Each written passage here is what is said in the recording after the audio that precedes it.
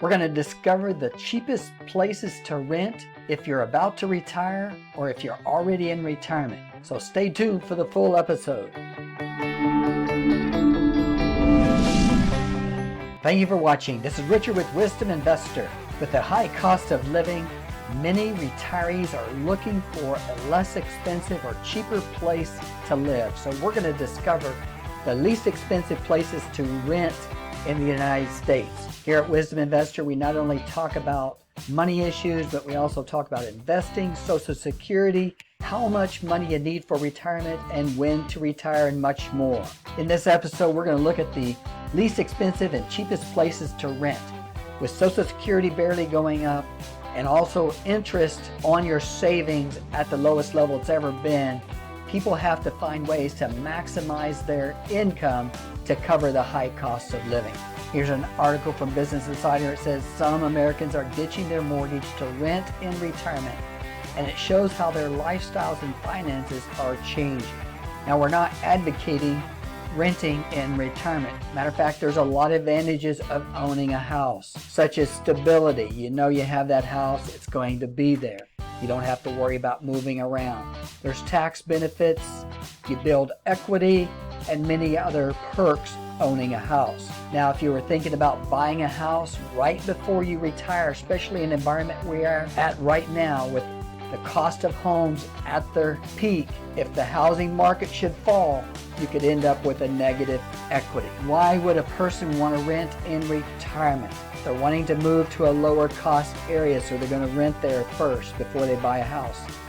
Repairs on home costs can cost about 10% of home value.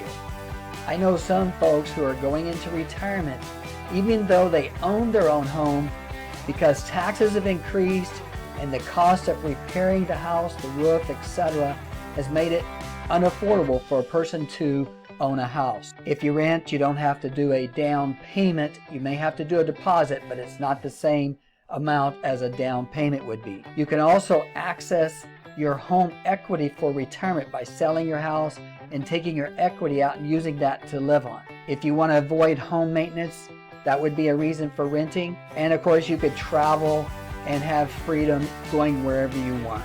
As we get into some details here, we're going to look at a report from Zumper National Rental Report.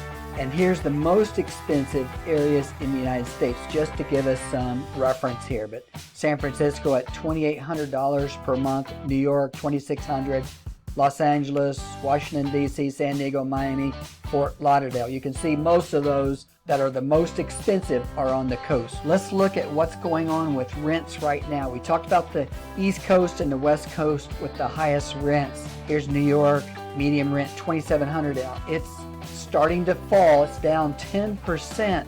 If you look at other areas here, such as Boston, Massachusetts, one of the highest areas at $2,300 per month, we're also seeing the rents starting to drop there also.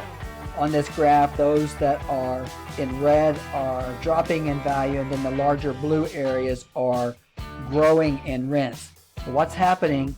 People from the East Coast here seem to be migrating over to some of these other areas. Indianapolis, year over year, increases in rent is 15%. We can look down here at St. Petersburg, Florida. It's had a 15% rent increase. Then on the West Coast, Oakland, one of the most expensive areas at $2,200 a month, has dropped by 9%. San Jose has dropped by 11%. San Francisco's dropped.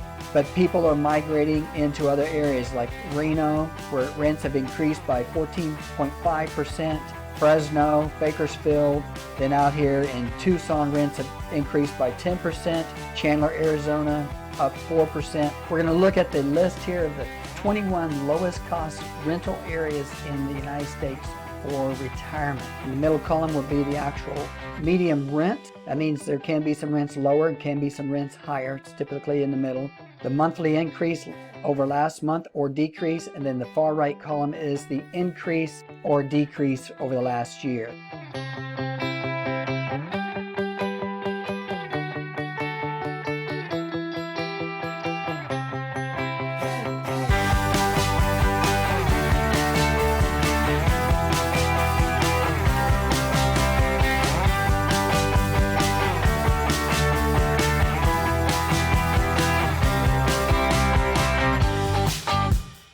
So these are the cities with the lowest cost rent. So if you're wanting to move to an area where you can save on your housing expenses, these could be some good choices for you. I want to thank you for watching.